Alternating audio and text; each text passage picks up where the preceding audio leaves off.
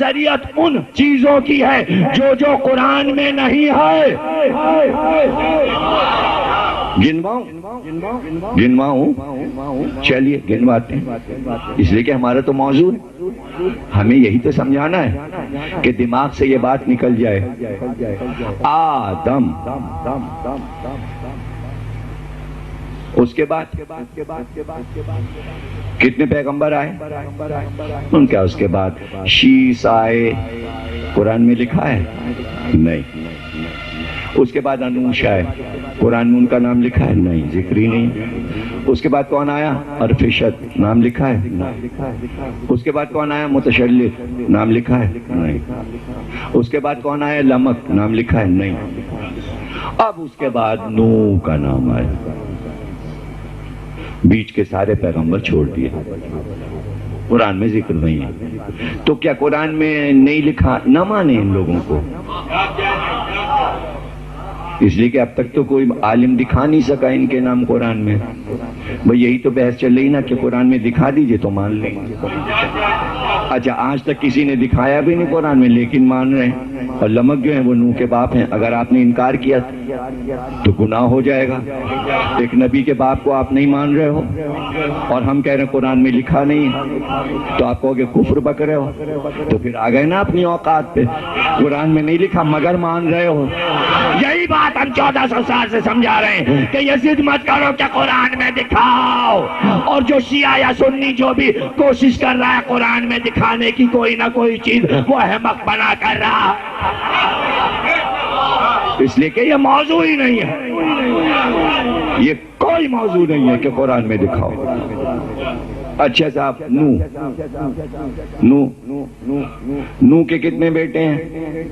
سام، حام، یافس، تینوں کے نام قرآن میں ہیں؟ نہیں ہے، نہیں ہے۔ اس کے بعد سام کی نسل چلی، تاروخ آ گئے، ابراہیم کے باپ۔ ابراہیم کے باپ کا نام لکھا؟ ارے نہیں صاحب، جھگڑا ہے، وہ آزر کا ذکر ہے، پتہ نہیں وہی باپ تھے کہ چچا تھے، اب لکھا ہوا ہے آزر کے ساتھ، ہو گیا جھگڑا۔ کون یہ بتائے گا کہ آزر باپ ہیں کہ تاروخ باپ ہیں؟ اگر قرآن میں کلیئر لکھا ہوتا تو یہ اختلاف کیوں ہوتا کہ شیعہ کہیں کہ تاروخ نام ہے ابراہیم کے باپ کا، اور تمام امت کہہ رہی ہے کہ آزر نام ہے، اور پوری امت کہہ رہی ہے ابراہیم کے باپ بت پرست تھے، اور صرف علی والے کہہ رہے ہیں کہ نبی کا باپ بت پرستی کر ہی نہیں سکتا۔ اگر یہ بات قرآن میں کلیئر ہوتی تو یہ جھگڑا کیوں ہوتا؟ آج تک کسی نے نہیں کہا قرآن میں دکھاؤ کہ کہاں ہے کہ نبی کا باپ بت پرستی نہیں کرتا۔ آپ تو قرآن سے ثابت کیے دے رہے ہو کہ ابراہیم کے باپ جو تھے وہ بت پرست تھے اور آزر تھے اور بت بناتے تھے۔ کیا قرآن کافی ہے جب تک کہ کوئی یہ نہ بتائے کہ نبی کا باپ بت پرستی نہیں؟ وہ کون؟ اہل بیت۔ قرآن کافی نہیں، کہاں ہے قرآن کافی؟ پھر اور آگے بڑی نسل، کئی بیویاں ہیں حضرت ابراہیم کے، کہ پہلی بیوی سارہ ہے، دوسری بیوی ہاجرہ ہے، لکھا ہے قرآن میں؟ نہ سارہ کا نام لکھا نہ ہاجرہ کا۔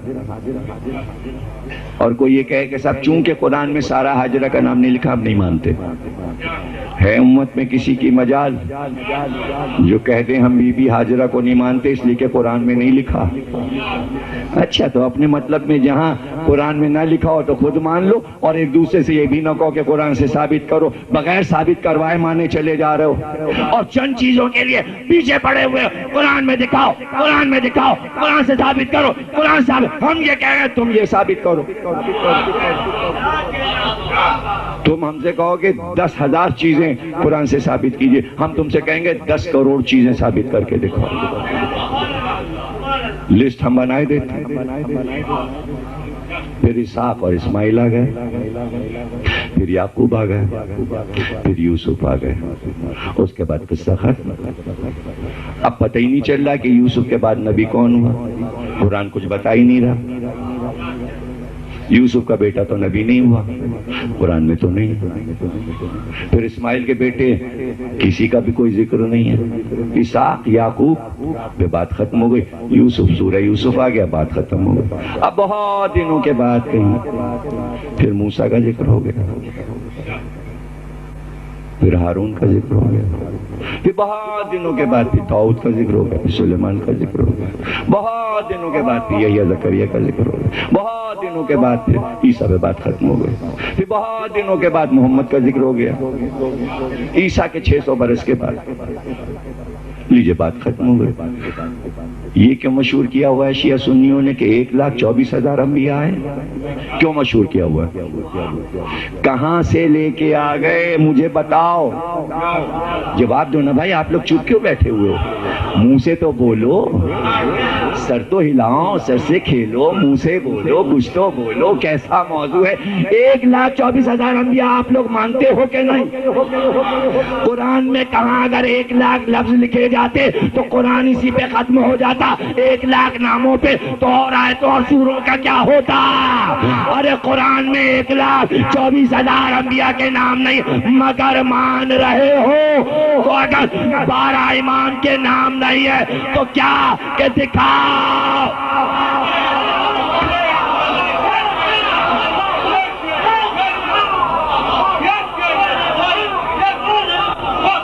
دکھاؤ۔ ہاں اب یہ دیکھو نا بھائی، قرآن کا دعویٰ ہر خشک و تر ہم میں ہے، بے شک تیرا فرمان سر آنکھوں پہ، ہر خشک و تر ہے، مگر تو کہہ رہے 1,24,000 انبیاء بھیجے، تو قرآن میں نام کیوں نہیں لکھے؟ کیا اللہ اس کا جواب کیا دے گا یہ بتاؤ؟ ابھی سوال تو ہم اٹھا رہے ہیں نا، عالم تو کیا جواب دے گا؟ اس کے پاس کیا جواب ہے؟ ہم کیوں نہ اللہ میاں سے پوچھیں تو نے 1,24,000 انبیاء کے نام قرآن میں کیوں نہیں اور سب کے قصے کیوں نہیں لکھے؟ پتہ ہے کیا جواب دے گا اللہ؟ کہے گا کیا قرآن تاریخ انبیاء کی کتاب ہے؟ قرآن تاریخ کی کتاب نہیں۔ تم یہی نہیں سمجھے کہ قرآن اترا کیوں؟ تم اسی چکر میں پڑے ہوئے ہو، یہ بھی قرآن میں دکھاؤ، یہ بھی قرآن میں دکھاؤ، یہ بھی قرآن میں دکھاؤ۔ اس کے معنی جو موضوع قرآن میں نہ ملے یہ سوچ لو کہ قرآن ان چیزوں کے بیان کے لیے نہیں اترا۔ شکست تو وہیں ہو جاتی ہے کہ جب آپ یہ کہیں یہ قرآن میں دکھاؤ اور وہ قرآن میں نہ ملے تو وہیں آپ کی شکست ہو گئی۔ یعنی ان سبجیکٹ پہ جو سبجیکٹ آپ چاہ رہے ہیں کہ قرآن میں ہو اور وہ نہیں ملتا، تو یہ سوال ہی ذہن میں کیوں اٹھتا ہے؟ جو چیز قرآن میں نہیں ہے وہ چیز لاتے کیوں ہے کہ قرآن میں دکھاؤ؟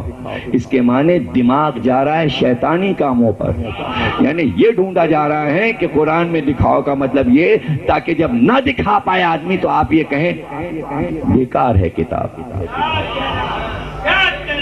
یعنی خود ہی کافی کہہ کر اپنے ہی جملے کو پامال کیا جا رہا ہے۔ یہ قدرت کام کرا رہی ہے تاکہ رواں رواں پکارے کتاب کافی نہیں ہے۔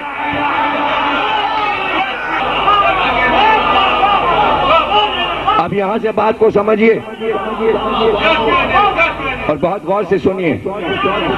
دیکھیں پہلے اللہ نے منوایا، دلیل دی کہ مسلمانوں جب کبھی بھی یہودی اور عیسائی تمہارے مقابل آئیں گے تو تم لڑائی جیت نہیں پاؤ گے، قرآن گلے میں لٹکا لٹکا کے لڑنے چلے جانا، بغیر پنجتن کے تم انہیں زیر نہیں کر سکتے، آج تک ہار رہے ہو۔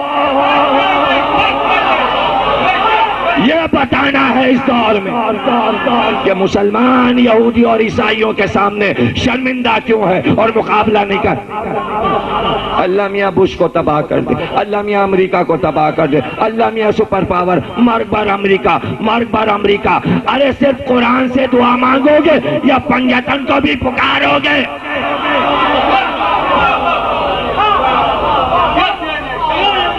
قرآن کافی نہیں ہے میرے بھائی، کافی ہوتا تو ساری لڑائیاں قرآن فتح کروا دیتا۔ قرآن سے سینوں کو سجایا ہم نے، سجایا تو کیا ہوا؟ بحر ظلمات میں دوڑا دیے گھوڑے ہم نے، دشت و دشت ہیں دریا بھی نہ چھوڑے ہم نے، بحر ظلمات میں دوڑا دیے گھوڑے ہم نے، دوڑاتے گھوڑے ہی دوڑتے رہے، اب ٹینک دوڑ رہے ہیں۔ پھر اس کے بعد F16 دوڑیں گے. فائدہ کیا؟ اس دوڑ بھاگ کا کیا فائدہ؟ خامخواہ کی تھکاوٹ. اس لیے کہ صرف قرآن پہ سب کچھ ہو رہا ہے. اور قرآن بھی کیا سمجھا؟ بغیر استاد کے قرآن کیسے سمجھو گے؟ قرآن کافی نہیں ہے. قرآن نقشہ بناتا ہے، پنجتن نفس کو کامل کرتے ہیں، پنجتن تصویر بناتے ہیں. حکم تو سارے موجود تھے. قرآن نے کہا جاؤ قتال کرو، جاؤ کافروں کے مقابل میں قتال کرو. قرآن کافی؟ وہ اس نے کہہ دیا قتال ہو رہا، ہم بیٹھے دیکھ رہے ہیں. ٹی وی پہ قتال ہو رہا دیکھ رہے ہیں. تصویر چلا دی قتال ہو رہا ہے. ارے سامنے کی بات ہے. قرآن نے کہا قتال کرو، تو جو قتال کرے گا وہ قرآن کا حصہ ہوگا نا. جب وہ حصہ ہوگا تو قرآن کافی نہیں ہوگا. قرآن اور وہ جو قتال کرے. قرآن میں حکم آیا قتال کرو، علی نے قتال کیا. علی اور قرآن، قرآن کافی نہیں ہے.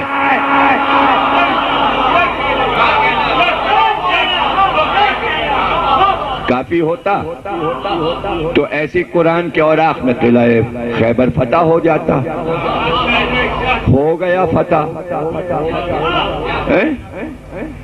خود قرآن قدم قدم پہ ہر آیت پر یہ اعلان کرتا ہے. خود قرآن کہتا ہے میں کافی نہیں ہوں. یہ ہم نہیں کہہ رہے، ہم نے نہیں موضوع بنایا، ہم نہیں کہہ رہے ہیں. یہ لفظ ہم نے نہیں لکھا کہ قرآن کافی نہیں. قرآن کہہ رہا ہے ہم کافی نہیں ہیں، ہم کافی نہیں ہیں. پڑھیے سورہ احزاب. قرآن کہہ رہا ہے ہم کافی نہیں ہیں. مسلمانوں سے کہہ رہا ہے وہ دن یاد ہے تمہیں جب تم چاروں طرف سے گر گئے تھے. قرآن بول رہا ہے. قرآن مسلمانوں سے کہہ تم گر گئے تھے، کافروں نے تمہیں چاروں طرف سے گھیر لیا تھا. احزاب میں، جنگ خندق میں تم ڈر رہے تھے، تمہارے کلیجے منہ کو آ گئے تھے، دل تمہارا حلق میں اٹکا ہوا تھا، آنکھیں تم گھما رہے تھے، سروں پہ پرندے بیٹھے ہوئے تھے، تم گھبرائے ہوئے تھے. اوپر سے بھی لشکر اتر رہے تھے، نیچے سے بھی لشکر آ رہے تھے، پہاڑیوں سے بھی لشکر اتر رہے تھے. چاروں طرف سے تم ان کی اکثریت دیکھ دیکھ کے ہارٹ فیل ہو رہا تھا تمہارا. موتیں آ رہی تھی تمہیں، تم مرے جا رہے تھے، تم مردے تھے، چلتی پھرتی میتیں بنے ہوئے تھے، تم لیٹے جا رہے تھے، مرے جا رہے تھے، آنکھیں بند کیے جا رہے تھے. سب کچھ قرآن نے کہہ دیا. برا بھلا برا بھلا مسلمانوں. اور پھر ایسے میں کیا ہوا؟ تم نے دیکھا ہم نے کیا کیا. پھر کیا ہوا؟ تو لیجئے قرآن نے بیان کر دیا. بس ایک کہانی ہو گئی. مر رہے تھے مسلمان اور وہ آ رہے تھے. وہ چلے کیسے گئے؟ یہ مرے ہوئے مسلمان پھر زندہ کیسے ہو گئے؟ قرآن نے تو قصہ سنا دیا نا بھائی. وہاں میدان میں کیا ہوا؟ اب جو میدان میں ہوگا وہ مل کر حصہ پھر قرآن بنے گا. قرآن میں جنگ خندق کاغذ پہ لکھا ہے، علی نے زمین پہ لکھ دیا. جب وہ قصہ ملاؤ گے تب قرآن بنے گا. قرآن تنا نہیں ہے، جب تک علی نہ ہو قرآن نہیں بنتا.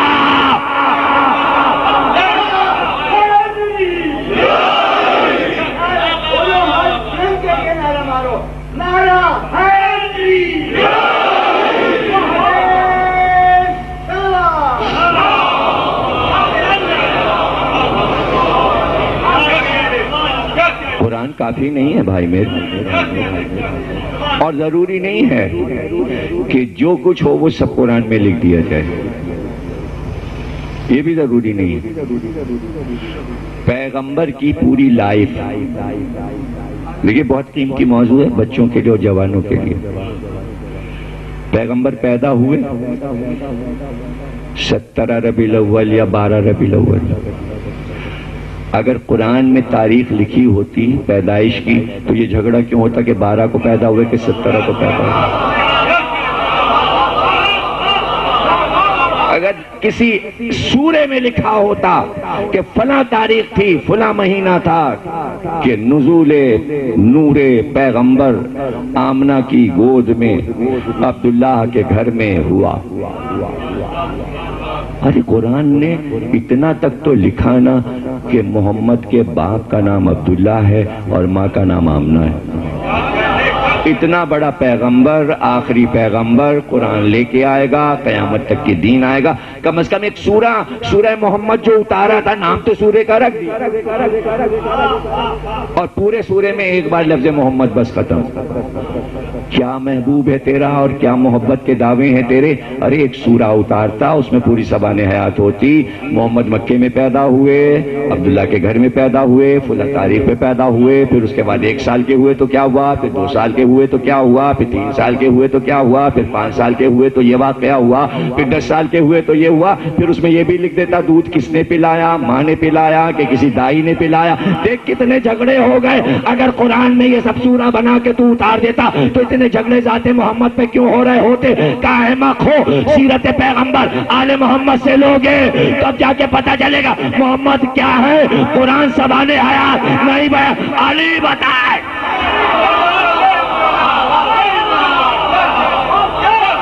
کس سے لیا زبان حیات؟ آج تک کسی شیعہ سنی نے اپنے علماء سے یہ کہا کہ آپ کہہ رہے ہو حلیمہ دائی نے دودھ پلایا، قرآن میں دکھاؤ۔ آپ کہہ رہے ہو عبداللہ آمنہ ان کے ماں باپ تھے اور عبد المطلب ان کے دادا تھے، قرآن میں دکھاؤ۔ آپ کہہ رہے ہو وہ مکے میں پیدا ہوئے، قرآن میں دکھاؤ۔ سب آنکھیں بند کر کے یقین کیے بیٹھے ہیں کہ مکے میں محمد پیدا ہوئے، جبکہ قرآن میں نہیں لکھا۔ ارے بھائی قرآن میں نہیں لکھا، پھر بھی ساری امت کو یہ یقین ہے کہ مکے میں پیدا ہوئے۔ ارے کربلا کا واقعہ قرآن میں نہیں لکھا، مگر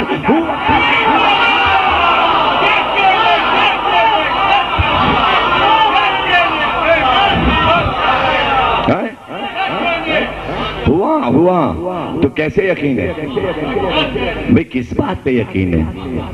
کہ محمد نے خود بتایا کہ ہم مکے میں پیدا ہوئے، تو قرآن کافی نہیں ہے نا، محمد نے بتایا۔